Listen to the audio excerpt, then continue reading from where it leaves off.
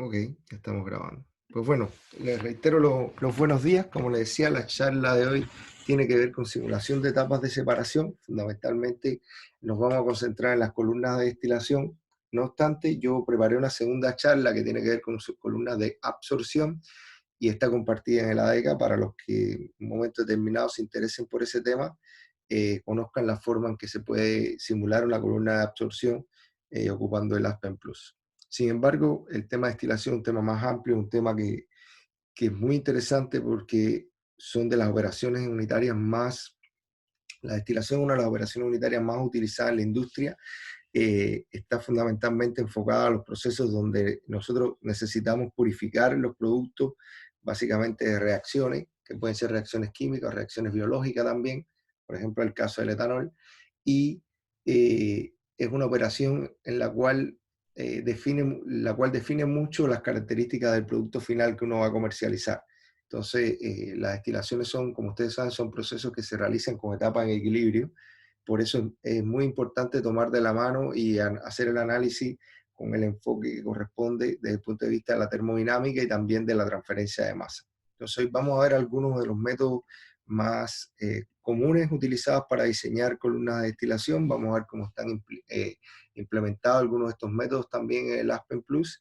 Y vamos a ir, como les decía al inicio, antes de comenzar la grabación, a ir ofreciéndole alguna literatura de consulta que pueden ir utilizando ustedes para profundizar en esta temática.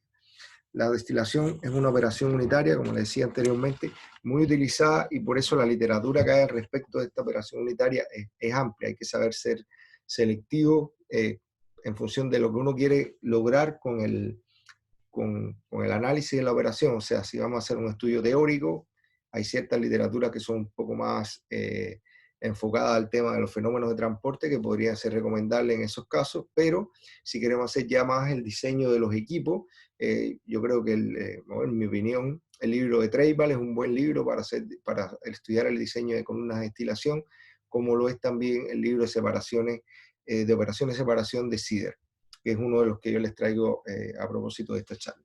Entonces, los contenidos que hemos visto anteriormente no han estado alejados del tema de la separación. Sin embargo, como yo le había anunciado, esta asignatura vamos a ir subiendo en grado de complejidad.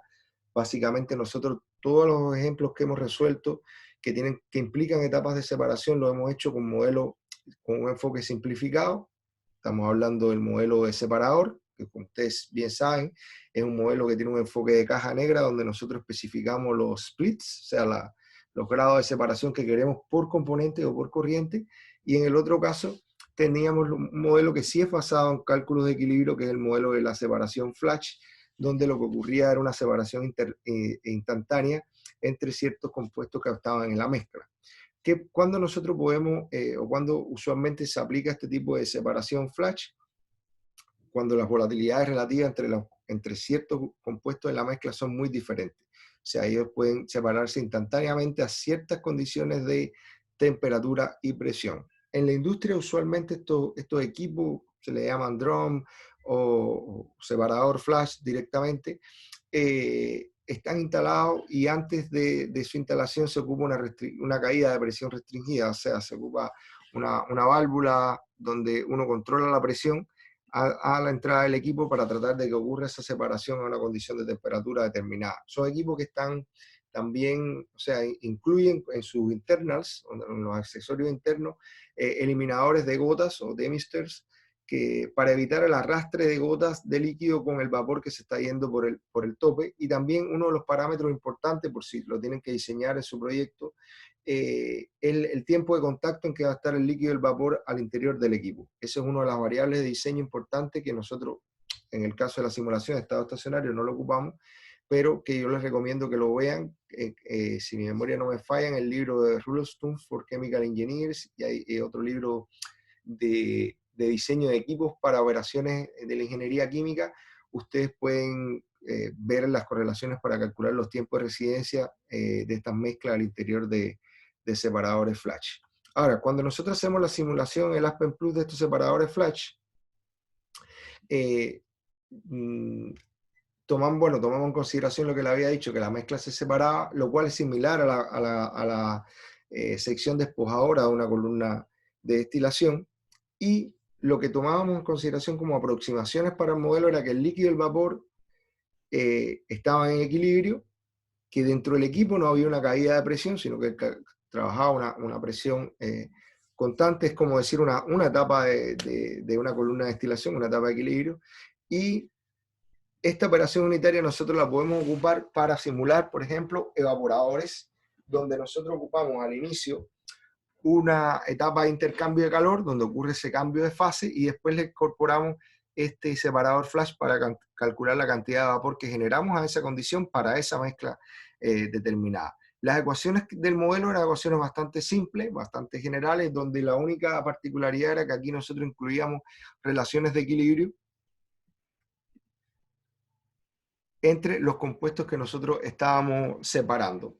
Básicamente teníamos un set de 3 ecuaciones generales, que es balance de materia, balance de energía y relaciones de equilibrio, donde otra de las aproximaciones era que este líquido y este vapor que están en equilibrio salían a la misma presión y temperatura, o sea, el tope y el fondo estaban a la misma presión y temperatura. Y eso, si nosotros planteamos el balance de variables de ecuación, o sea, para estimar el número de grados de libertad, esto nos va a dar, después ustedes lo pueden revisar con calma, 2 grados de libertad que nosotros tenemos que definir para poder resolver esta operación en el Aspen Plus.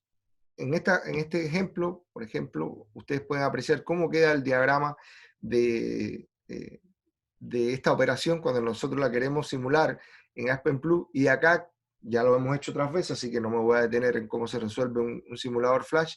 Lo que le quiero hacer notar es lo que le acabo de mencionar, o sea, recuerden que la temperatura y la presión del líquido y del vapor son las mismas, o sea, es una de las restricciones que tiene este modelo, y otra de las ventajas también que permite este modelo es poder estimar la composición en detalle de estas dos corrientes.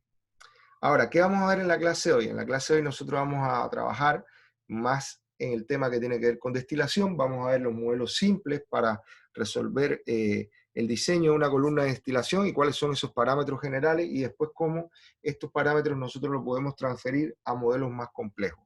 En el caso de los modelos complejos vamos a dar solo un pequeño avance de cuáles son las ecuaciones, los métodos que se ocupan para resolver la simulación, en este caso el modelo RATFRAC.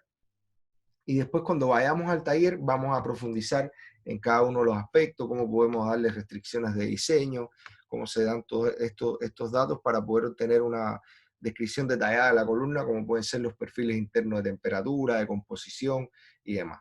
¿Ok? Entonces, yo calculo que la charla nos va a tomar unos 25, 30 minutos máximo, como les decía, una charla relativamente corta. Uno de los modelos que ustedes deben conocer para el diseño de columna de destilación es el método de Fens-Underwood-Gilliland. No sé si lo recuerdan. ¿Alguien me puede decir si recuerda este método o no lo conocen, no lo han visto nunca? Recuerdo el nombre. ¿Recuerdas el nombre? Ya. Ok, pero bueno, si recuerda el nombre ya eso es un avance importante. Déjenme sacar el puntero porque ahí están esperando en la sala de espera.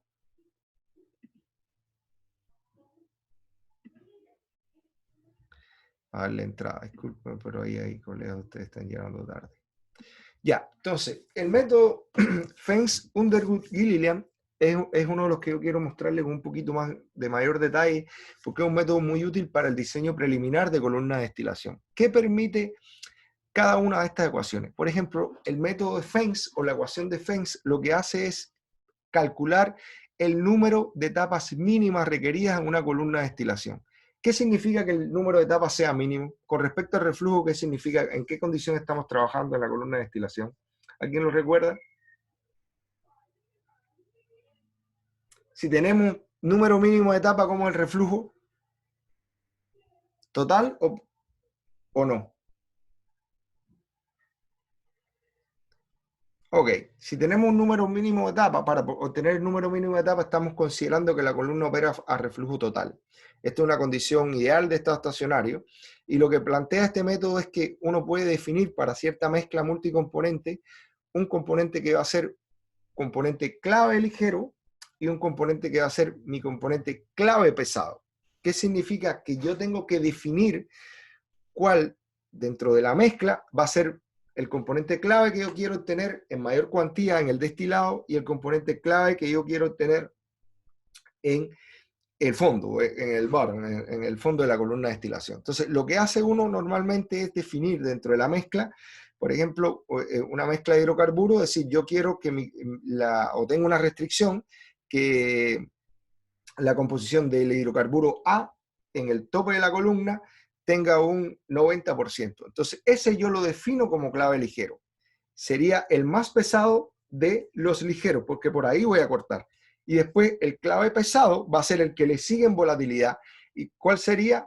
Entonces, la condición, el clave pesado es el componente más ligero de los que yo tengo en el fondo de la columna. Por eso es el clave. Significa que por temperaturas superiores a esa, ninguno de los que tenga mayor punto de ebullición que el clave pesado va a irse por el tope, sino que se va a ir por el fondo de la columna.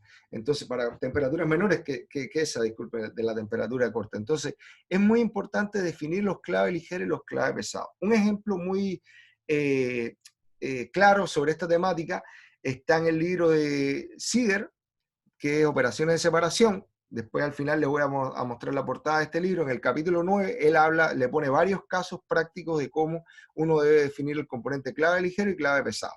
Lo que hace el método de FENS es, a partir de la definición de esos componentes clave ligero y clave pesado, y la composición de ellos en el destilado y en el fondo, junto con la volatilidad relativa promedio de estos componentes en la mezcla, ustedes pueden estimar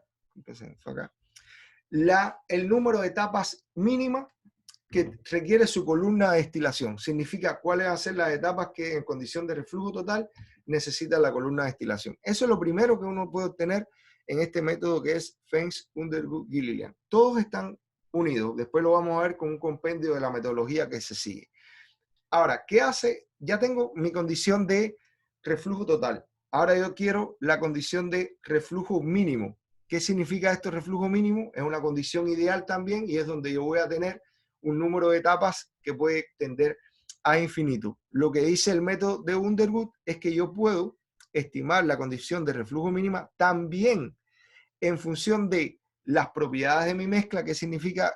¿A qué me refiero con propiedades de la mezcla? Básicamente a la volatilidad relativa de los compuestos que están en el destilado y también a la condición que yo me encuentro en la mezcla. No sé si recuerdan el significado de esta letra Q. Este parámetro, ¿qué significaba? También se le llamaba calidad en el método, en el libro de Treibal. ¿No lo recuerdan? ¿Con qué se relacionaba? ¿Con qué propiedad se relacionaba? ¿Con qué característica de la alimentación se relacionaba? Oh, recuerda un poco de qué pasa. No me acuerdo, profe. Ya. ¿El resto? ¿Se Poco. acuerdan? Ah. El parámetro Q era un parámetro que hablaba de la condición de la alimentación. Si estábamos en presencia de un líquido saturado, si Profe, yo me estamos... acuerdo Ya, eso cuéntame, mismo. cuéntame. Dependía igual del ángulo de la curva Q cuando estábamos en presencia de un líquido sobrecalentado, saturado, Exacto. sobresaturado. Y iba en ángulo de 90 grados, de 0 Sí. grados, y el otro era de 180. La pendiente, la pendiente. Sí. Sí, exacto, súper bien. Eso era. Básicamente no es que la curva dependiera de Q, sino que no es que Q dependiera de la curva, sino la curva depende de Q, de la condición que tú tienes en la alimentación. Entonces esa es la que tú ponías en la curva de alimentación para el método McCahill, y tú con determinabas la pendiente de la curva y se relacionaba con la relación de reflujo en el eje Y. Exactamente eso es lo que significaba. El método de Underwood lo que hace es correlacionar ese parámetro con las composiciones del destilado y las volatilidades relativas, y este variable, que ellos le llaman la raíz de la ecuación, se obtiene por tanteo y error. Se obtiene por tanteo y error hasta que el valor de las volatilidades relativas sea igual al experimental. Entonces ahí nosotros podemos estimar la condición de reflujo mínima. Este también, bueno, lo pueden ver en el libro de Sider, ahí habla de cómo se aplica este método y cómo se puede calcular. Acá quiero hacer un paréntesis. La relación de reflujo real con fines prácticos, uno puede asumir que está entre 1,3 y 1,03 la mínima. Entonces, ¿qué sucede? Cuando nosotros diseñamos una columna de destilación, hacemos este diseño preliminar y tenemos la relación de reflujo mínima, la multiplicamos por este parámetro que le estoy diciendo, porque ya ahí estamos hablando más de una condición más real, no ideal, el caso de reflujo mínimo es básicamente una condición ideal. Entonces, por último, el método, la correlación de Gilliland, ¿qué es lo que hace? Es recuerden, Fens, número de etapas mínimas, Underwood, relación de reflujo mínima, y la correlación de Gilliland lo que hace es correlacionar el número de etapas mínimas y la relación de reflujo mínima para obtener el número de platos versus la relación de reflujo que yo tengo en mi equipo. Y así yo puedo obtener el número de etapas reales que tengo en mi columna de destilación. Esta es la correlación de Gilliland también, que fue obtenida en 1972 y se ha utilizado mucho. Los clásicos de destilación son clásicos que no han pasado de moda, sin embargo, como vamos a ver más adelante, en la medida que se ha ido siendo más riguroso en los diseños y han sido diseños más especializados, los métodos son cada vez más complejos para obtener el diseño de la columna de destilación. Ahora, veamos metodológicamente cómo está esto implementado en el simulador Aspen. En realidad también en el HYSYS y en otros simuladores modulares secuenciales sigue el mismo proceso. Lo primero que tenemos que hacer nosotros es definir cuál es la cantidad que quiero de mi clave ligero en el tope y la cantidad que yo quiero, y desde ahí yo puedo definir la cantidad de clave pesado también en el fondo. Entonces, cuando yo defino estos dos, las cantidades que yo tengo para mis claves, yo puedo estimar entonces por un balance de masa en referencia a estos claves, a estos compuestos clave, la composición de los compuestos, los splits, en realidad las divisiones que yo quiero, las separaciones que quiero para mis compuestos no claves. Eso es lo que se hace con el primer paso del método, y acá tienen la forma de calcularla. Los compuestos que yo tengo en el destilado y que tengo en el fondo son una función del número mínimo de etapas, de la volatilidad relativa del compuesto que estoy separando, que no es clave, con respecto al clave pesado, y la composición que tengo entonces del clave pesado en el destilado y la composición que tengo en la alimentación. Esa es la ecuación que yo aplico para estimar las separaciones de los compuestos no clave. Claramente no lo vamos a hacer a mano, pero es bueno que lo entiendan cómo lo hace el simulador. ¿Por qué? Porque si tenemos algún error, podemos ir a buscar en errores a la hora de incorporar la composición de los claves, errores que pueden estar relacionados con la complejidad de la mezcla y sus valores de volatilidad relativas. En ese orden van a estar los errores que yo puedo tener en esta primera etapa. Después lo que hace el simulador es calcular los puntos de burbuja, los puntos de rocío de la mezcla, claramente un cálculo de equilibrio vapor, así que es importante que calcule esos parámetros, y después hace una estimación de la separación flash en las condiciones que está operando el plato. Después se hace el cálculo del número mínimo de etapas aplicando la correlación de Fens, que fue la que vimos anteriormente. Recordemos que la ecuación de Fens está relacionada con la composición del clave ligero, la composición del clave pesado y sus volatilidades relativas. ¿Ok? Después aplica la ecuación de Underwood, tal cual la vimos, para tener la relación de reflujo mínima, la de Gilliland, para tener el número, el reflujo real y el número de platos teóricos, y por último aplica la correlación de Kirkbride. ¿Y esta correlación para qué es? ¿Alguien la recuerda o no? ¿O nunca lo dieron mencionar?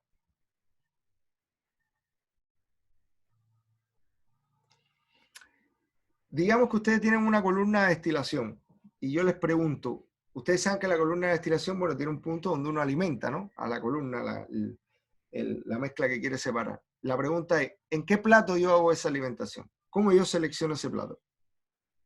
Donde voy a alimentar, donde va a entrar mi alimentación. Digamos que la columna tiene 20 platos, lo pongo en el 4, lo pongo en el 6, lo pongo en el 10. ¿De qué ustedes creen que dependerá eso?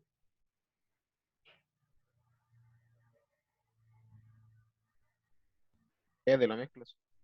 ¿Cómo? Exactamente, de las propiedades de la mezcla. Y no solo de las propiedades de la mezcla, de lo que yo defina que quiero separar en mi mezcla. ¿Cuál es mi clave ligero y cuál es mi clave pesado? Porque en función de esa definición yo voy a necesitar más platos en la sección rectificadora o en la sección despojadora de la columna de destilación. Entonces, eso es importante que ustedes lo conozcan también. Y ese plato de alimentación, o el plato óptimo de alimentación, para lograr la separación que yo especifiqué acá arriba, lo puedo obtener a partir de la correlación de Kirchbley. Les recomiendo muy enfáticamente que revisen el libro de principio de proceso de separación de Sigrid Henley, que es un libro muy completo y muy didáctico. Es muy fácil comprender todos estos métodos porque lo hace a partir de su planteamiento a través de ejemplos prácticos. Entonces les recomiendo mucho este libro, sobre todo los que quieran interesarse por el tema de las etapas, de las operaciones de destilación. Ahora, ¿cómo resolvemos este problema en Aspen Plus? Como siempre lo hacemos a través de un ejemplo. Dice acá que es necesario destilar una mezcla que tiene, bueno, por lo que veo acá es equimolar entre benceno, tolueno y propileno, y está a presión atmosférica. O sea, tenemos tres componentes. La alimentación es un líquido que está saturado a una atmósfera. Ya con esa información yo puedo obtener el parámetro Q si quiero hacer McCatil. Dice, la columna trabajará una relación de reflujo de 2.8, me dan ese dato, con un PSI de caída de presión, que significa la diferencia de presión entre el tope y el fondo de un PSI. Se requiere recuperar el 95% del benceno en el tope, el cual además no deberá contener más del 5% de tolueno. Entonces, mi clave ligero es el benceno, mi clave pesado es el tolueno. Genere una tabla de relación de reflujo versus el número de etapas teóricas y determine el plato óptimo de la alimentación. Si nosotros fuéramos a hacer esto con los métodos que vimos anteriormente, lo podemos hacer sin ningún tipo de inconveniente, conociendo las propiedades de la mezcla. Pero lo podemos hacer en el Aspen Plus y vamos a ver cómo lo hacemos. En el Aspen Plus el modelo que tenemos que ocupar es el modelo DSTW. Y el primer paso es definir las corrientes, construir mi diagrama y proponer las presiones del tope y el fondo. Como a mí me están diciendo que la operación ocurre a un bar y que hay acá hay un error sin dudas, acá debería ser PSI, y que hay una caída de PSI, de un PSI entre el hervidor, que es la mayor presión, y el condensador, acá debería ser 15,6 PSI, para que pueda entrar a la columna mi flujo. Uno de los errores que ocurre acá es que nosotros queremos incorporar, muchas veces confundimos estos valores, y cuando vamos a darle la alimentación a la columna me dice, este fluido no puede entrar a la columna porque la columna está a una presión superior a él. Entonces eso tienen que tomarlo en consideración, que es un error bastante común. Después yo le incorporo otro de los datos que conozco, que es la relación de reflujo, me decían que era 2,8, y después yo incorporo los compuestos clave ligero y clave pesado, siguiendo los criterios que le dije anteriormente. El clave ligero es el que yo quiero recuperar, es el más pesado de los que quiero recuperar en el tope, y el clave pesado es lo contrario, el más ligero de los pesados. Entonces, esto los tengo que incorporar aquí. En mi problema me están diciendo que yo necesito un 95% de benceno y no más de un 5% de tolueno en el tope. Entonces, es mi clave ligero y mi clave pesado, respectivamente. Bueno, acá hay otra forma también de hacer esto. Les recomiendo que lo revisen. Voy a seguir, no me voy a detener ahí. Entonces, pongo mi relación de reflujo, 2,8, benceno 95 y el tolueno no más de un 5%. Este es mi clave pesado en el tope. Entonces, ya con esta información y suponiendo que tengo un condensador total, yo puedo pasar a resolver el ejercicio. Cuando yo resuelvo mi ejercicio con Aspen Plus, estos son los resultados que me dan. Vean, me dice la relación de reflujo mínima, que la obtuvo por la correlación de Fens. El mínimo número de etapas por la correlación de Underwood. Y el plato de alimentación por la correlación de Kirkbride. ¿Ok? Entonces tengo la respuesta a mi ejercicio. Lo único que me falta es tener el perfil, que acá no está, de relación de reflujo versus número de etapas. Vamos a buscarlo. Para poder activar esta opción, cuando yo le doy, no lo mostré acá, para poder yo activar este cálculo, en las condiciones de cálculo de mi columna tengo que marcar perfil de reflujo. Y cuando marque esa opción, él me va a generar este perfil. ¿Qué yo rescato de acá? ¿Qué pasa con la relación de reflujo y el número de etapas?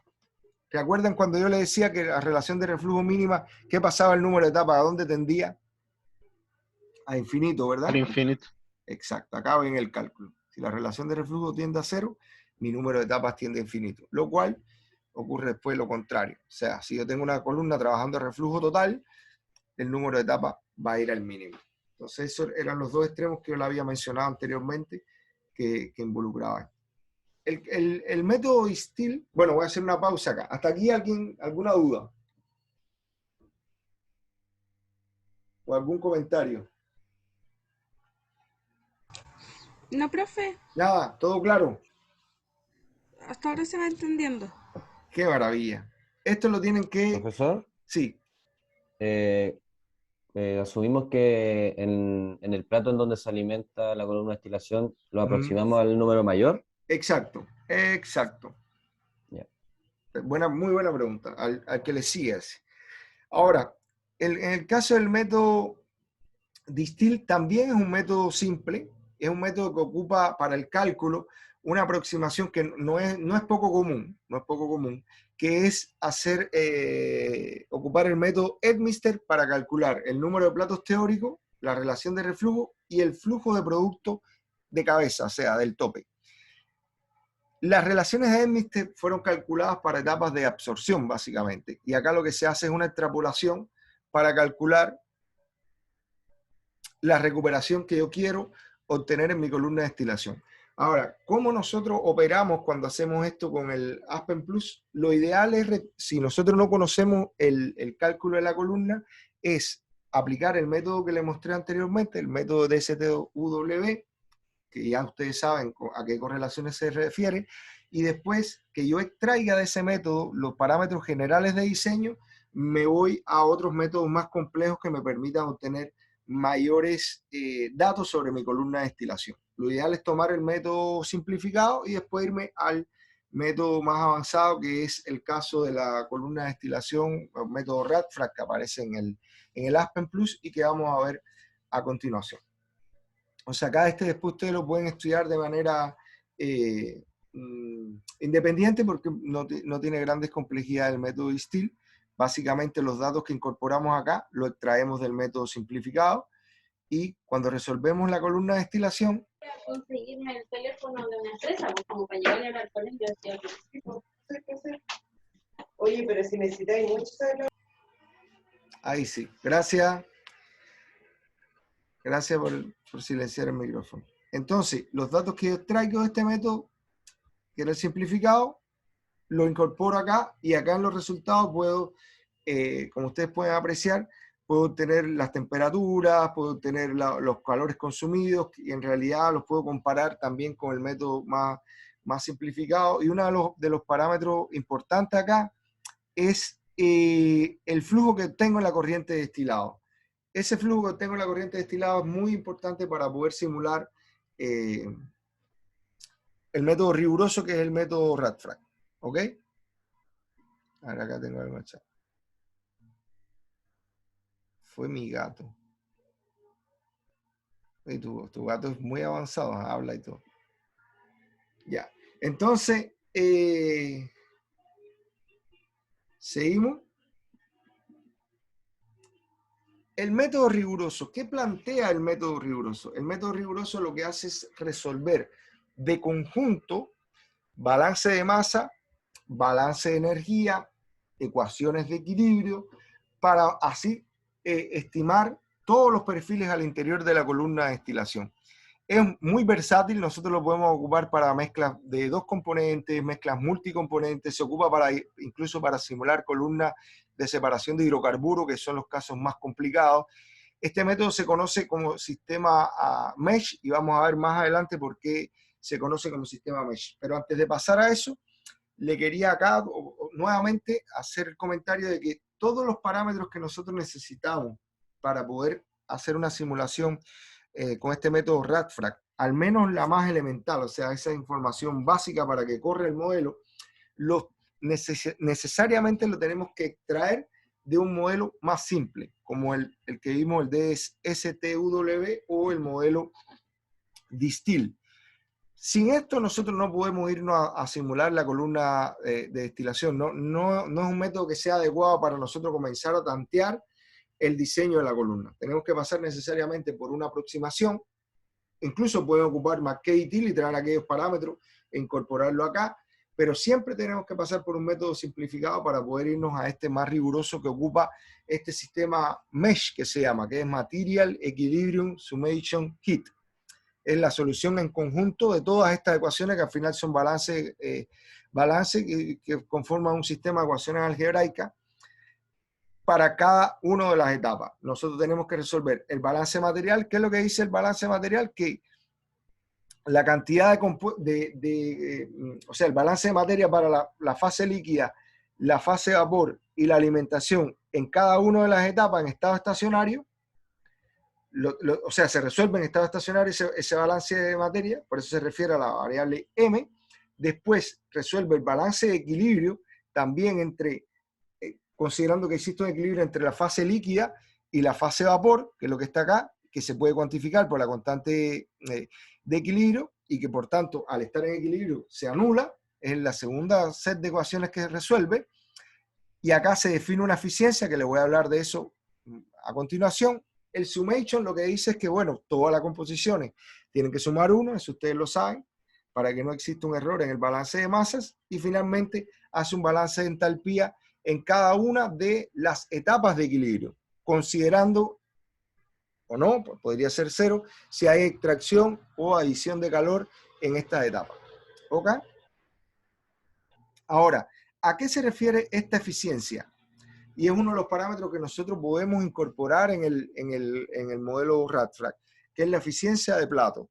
Lo que sucede es que cuando esto está calculado para el caso ideal, ¿verdad? Que estamos en condiciones de equilibrio. Pero como ustedes saben bien, en una columna de destilación en operación real, la transferencia de calor no es perfecta. La condición, por tanto, térmica y además en la transferencia de masa tampoco es perfecta. ¿Por qué razón? Porque uno puede tener sobrellenado de los platos, puede tener que tenga una salida por el downcomer de la columna y esté también haciendo un cambio de composición. O sea, podríamos tener condiciones que nos alejen del caso ideal. Y por eso esto se corrige con un parámetro que se conoce como eficiencia en la separación. Y esta eficiencia en la separación, ustedes las pueden definir incluso para cada uno de los platos o tener una eficiencia general para la columna en el modelo RADFRAC. Esto es algo que también vamos a probar en el taller, donde se incorpora el valor de eficiencia y qué implicaciones tiene hacerlo, para que lo consideren, porque cuando ustedes hacen el diseño de columnas de destilación, si les va a tocar hacerlo en su diseño de planta, van a tener que considerar valores de eficiencia, usualmente 60%, 70%, por ahí se ocupa para esta eficiencia en los cálculos del diseño de columnas de destilación. Y esta era la charla que tenía, como lo había dicho anteriormente, 25-30 minutos, una charla muy corta. Vamos a profundizar harto en los talleres de esta parte de la asignatura, pero es muy importante que ustedes vayan y consulten la literatura recomendada, que que les fui presentando en cada una de las diapositivas. También hay videos que acompañan esta charla que ya están en el canal. Ustedes pueden ir ahí y consultar los videos, cómo se soluciona para acá. Por ejemplo, acá hay uno, cómo se soluciona el caso simplificado, qué pasos hay que seguir, y claramente el video de esta charla lo voy a subir inmediatamente que terminemos. Y esto era lo que yo les quería mostrar. Voy a dejar de grabar ahora para que no quede tan larga la grabación.